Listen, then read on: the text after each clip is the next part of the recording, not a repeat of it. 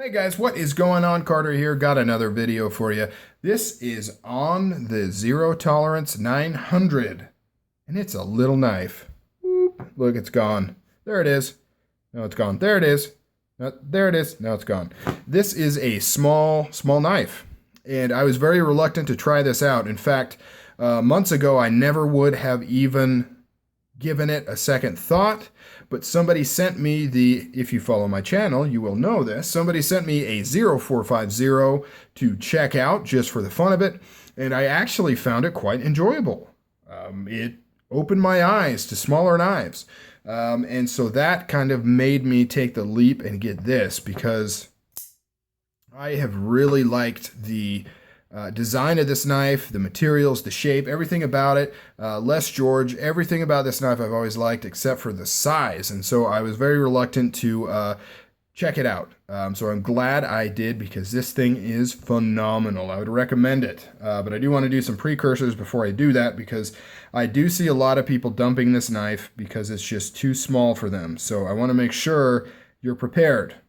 Even though I didn't think I was going to like this knife, and I actually really like this knife. So I guess it's hard to say. Specs on this. We have a blade length under 3 inches, 2 3/4 about. Overall length, like 6.5 inches, just a little bit over 6.5 inches. So that is small. This is by far the smallest knife I have ever owned, or at least the smallest knife with a pocket clip. Okay, I'm sure I've owned small knives. In recent memory, other than a slip joint or a traditional knife, this is the smallest knife. Sorry, foot in my mouth. Coming in at 4.4 ounces. And that is one thing I like about this. Even though it is short and stubby. You can see how thick that is. Look how thick that blade stock is. This thing is chubby little guy, and it's got some weight to it, and I absolutely love that. It is really well balanced. S35VN steel on this. It is a Les George design. I believe his first design with Zero Tolerance. Hopefully he'll be doing some more. Full titanium, stonewash scales, stonewash blade. You can see right there, beautifully done. God, look at the belly on this thing. Nice point. Look how thick that tip is. I really like the look of this knife. I wish they would do a medium-sized version or a large-sized version with full titanium. They don't seem to do that, though. I was thinking about it the other day, and Zero Tolerance doesn't really do full titanium knives of medium or large size, except for their limited edition Hinderer that they did. Other than that, they always seem to do G10 or carbon fiber on one side. So I'd really like to see a full titanium medium-sized knife or large-sized knife coming out of Zero Tolerance. That'd be cool. Flipper, obviously, it is on bearings. You can see how smooth that is. It is pretty freaking smooth. I believe it is stainless steel bearings, stainless steel ball detent, stainless steel lock insert in the titanium. Nice early lockup right there. Over travel stop is incorporated in the insert like Zero Tolerance tends to do. Deep carry pocket clip, although it's not set super high. So I do like this, because really it's the only option with the space they have. If they put a regular clip on this, you would have way too much hanging out. So I don't love deep carry pocket clips, but in a case like this, you know, it kind of had to be done. When you're dealing with a knife of this size, you're trying to get as much blade as you can in here. And I'll talk about that in a little bit more in a little bit. You can see they kind of ran out of space, because when you're dealing with a knife this size, you've got some design limitations. I'll talk about it now. This is a 3-finger grip knife, at least for me, and probably most men. 3-finger grip, so your pinky's hanging off. But it actually rests on this contoured piece right here.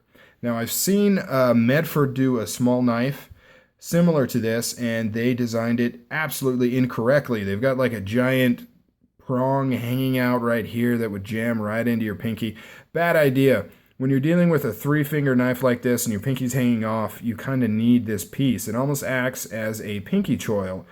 So this is extremely comfortable and extremely secure. Even though you've only got 3 fingers really on it, it feels really good and really nice in your hand because of this right here. However, that does create kind of a problem. You can see that that blade stops about here. Handle length goes all the way to here. And the reason they did that is in order to have this angled piece right here for your pinky to rest on, the blade has to stop here instead of further back. If they would have brought this straight up and had a longer blade length, it would mess up the ergonomics of it. So there are design considerations that you have to make when you're dealing with a smaller knife like this, and that includes the pocket clip. So tip up, tip down, left hand, right hand carry. You can easily switch that right there. Screws right into the titanium. Beautiful design. They really hit it out of the park. I like kind of their limited branding they've done. Look at the show side of this knife. Look at that. From this distance, it looks like a custom knife because it's not billboardy. It doesn't have giant logos on it and markings and things like that. You've got a nice, elegant little zero tolerance milled or stamped piece right here, which you can only really see up close. It looks really nice. It's not gaudy in your eyes. Nice silver hardware, nothing black that's kind of striking out at you. And then on this side is where you have a little bit of branding on the pocket clip right there. And then, of course, you've got the information here, serial number, blade steel, who designed it, the model number, things like that. So very, very well done. Very well done indeed. I absolutely love this thing. I'm going to be keeping it. It's so much fun to flip. Fires like a rocket. The short little blade makes it look like it goes so fast.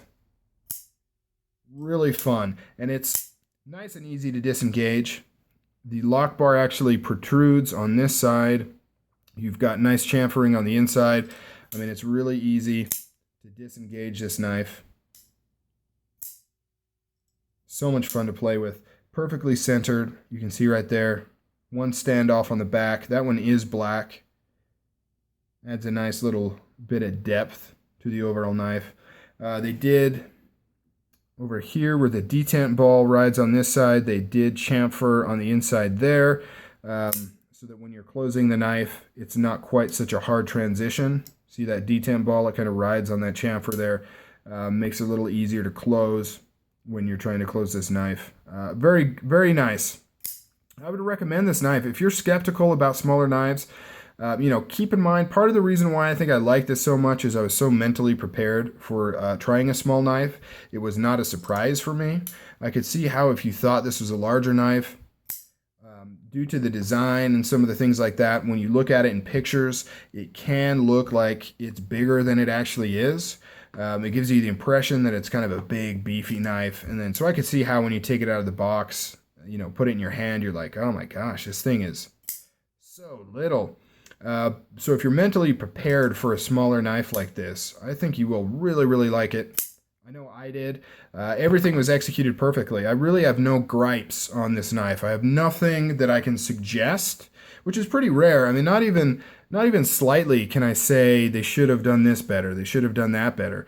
I can't think of anything I would like to have seen on this knife done differently. Other than what I mentioned, that I would like to see a medium or large sized version of this. But as far as, it being what it is, a small flipper, there's nothing I can think of that I would necessarily change. There might be some visual things, like it'd be cool if it had a dark stonewash blade. But, that's subjective. Some people like the uniform look. Some people like a more contrasty look. So aside from small things like that, there is nothing I can think of that I would change with this knife. It is super comfortable, super easy to carry, flips like a dream. The finish and fit on it is absolutely superb. There's no slop in anything. It is superly well executed. All right, guys, that's it. There is a look at the ZT Les George 0900. Very nice knife. You guys take it easy. I'm out of here.